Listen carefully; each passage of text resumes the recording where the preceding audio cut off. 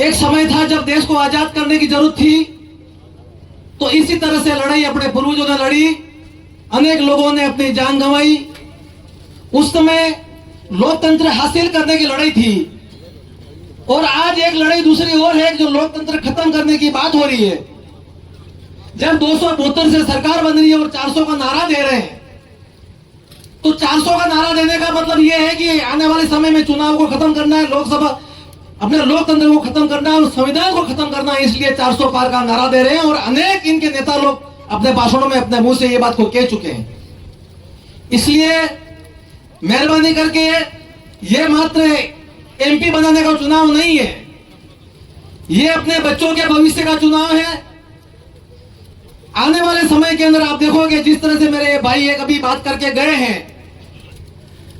कि 4 साल की नौकरी होने जा रही है। आज तो इन्होंने एक हाथ मारा है सेना के ऊपर, कल पुलिस की 4 साल की नौकरी होगी, परसों मास्टर की 4 साल की नौकरी होगी, परसों कंप्यूटर की 4 साल की नौकरी होगी। तो आप सोच लेना आने वाले समय के अंदर क्या होने वाला है।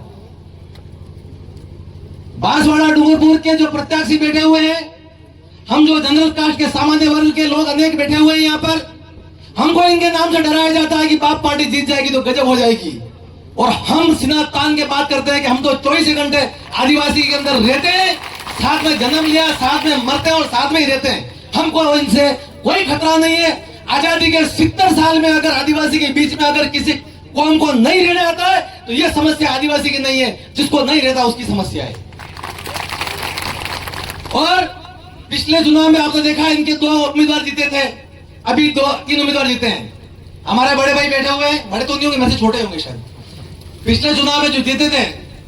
आज 36 कौम को अगर साथ में ये बंदा नहीं चला होता, आज राजस्थान के अंदर दूसरे नंबर के ऊपर हाईएस्ट 70,000 से वोट से जीत के नहीं आता।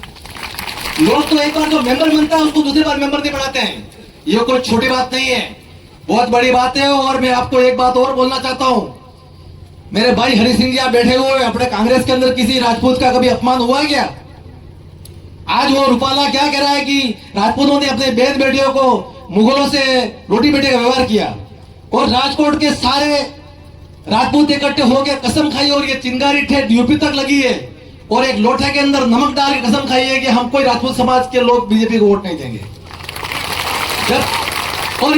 जब ये राजकोट के अंदर ये हमारा ये जज्बा चल रहा था, उस समय कम से कम 5 लाख राजपूत थे, शतरणी थी, क्षत्रिय थे, और इसके बीच में एक आदिवासी ने आके मंच पे बोला कि मेरे को 2 मिनट मेरे को भी बोलना है, और उसने बोला कि मेरे समाज के हजारों लोग आपके पीछे बैठे हुए।